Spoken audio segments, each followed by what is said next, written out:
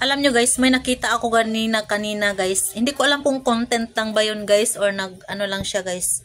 Content lang ba kaya yun or trip lang siguro niya yun. Pero ang reaction ko kanina guys is nainis ako kanina guys. Kasi OFW daw siya guys. Tapos mag-online utang daw, kumbaga lending utang ganyan. Tapos nainis ako guys kasi alam niya na, naamoy niya na scam na eh. Naamoy na niya na ano, parang may hindi na tama. Kasi pinapadeposito siya ng 8,000, tapos sinagdagan ng 15,000 and then 15,000 din. Ano kayo? Bobo ba kayo guys? Charis. Nainis ako guys. Alam nyo na yung ano, yung pinapadeposit sa inyo, hindi nyo nakikita sila sa ano eh.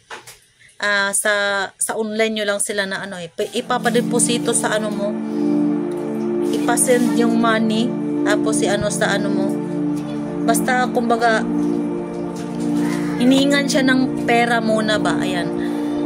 Tapos bakit kayo maglo-loan, bakit kayo uutang, eh mayroon naman pala kayong pang deposito, o diba, gets nyo? Or content lang ba yon na nagyayabang lang na mayroon silang ganong halagang pera. Eh parang totoo naman guys kasi nag-iiyak talaga siya sa video. Kasi scam daw, ayan na, scam. Gusto daw niyang makuha daw yung ano, yung pera na deposit niya.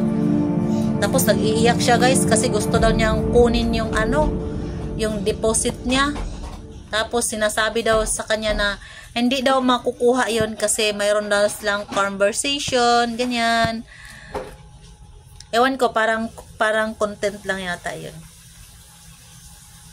Diba? Kung uutang ka, mayroon ka naman palang 40,000, 2 buwan mong pinaghirapan sa abroad, diba? Mayroon ka palang, gaano kaya kakadami yung kailangan niyang pera guys, kasi ano, uutang pa siya, diba? 2 buwan niyang pinaghirapan yung 40,000 sa abroad. Tapos uutang siya. Eh mayroon naman siyang pang-deposito. Ano kaya? Content lang kaya yun? Baka content lang. Naniniwala ba kayo sa ganyan guys? Or content lang ba yung ginagawa niya guys? Content lang ba yun? Ha? Naniniwala ba kayo? Parang content eh. That's my opinion. Wala akong paki sa inyo. Bye.